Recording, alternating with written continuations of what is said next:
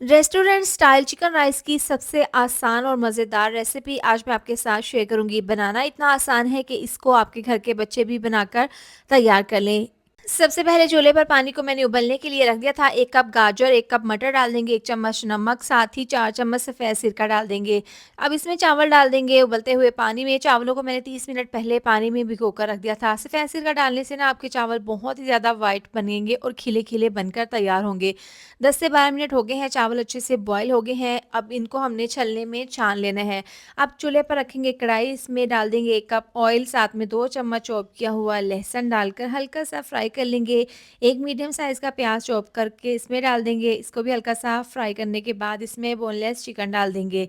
300 ग्राम boneless chicken था, अब हमने इसको इतना फ्राई करना है कि इसका कलर चेंज हो जाए। 1 कप इसमें पानी डालकर इसको पकने के लिए रखेंगे। चिकन अच्छे से गल चुके हैं। अब इसमें हम डाल देंगे बंद गोभी, शिमला मिर्च तकरीबन 1-1 कप है।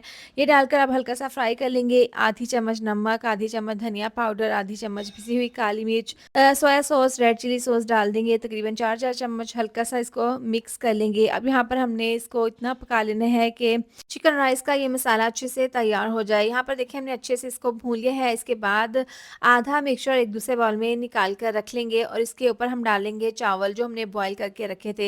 ये डालने के बाद जो मिक्सचर निकाला था वो इसके ऊपर डाल देंगे। बाकी के बचे हुए तमाम चावल इसके ऊपर डाल देंगे। 2 अदद अंडों को मैंने कच्चा पक्का पका लिया था, ये भी इसके ऊपर डाल देंगे और इसको हमने कवर करके 10 से 12 मिनट के लिए दम पर रख देना है। तो देखें बहुत ही खिले-खिले और बहुत ही ज़्यादा टेस्टफुल हमारे चिकन राइस तैयार हैं। आप भी ट्राई कीजिएगा, आपको खाकर मज़ा आ जाएगा।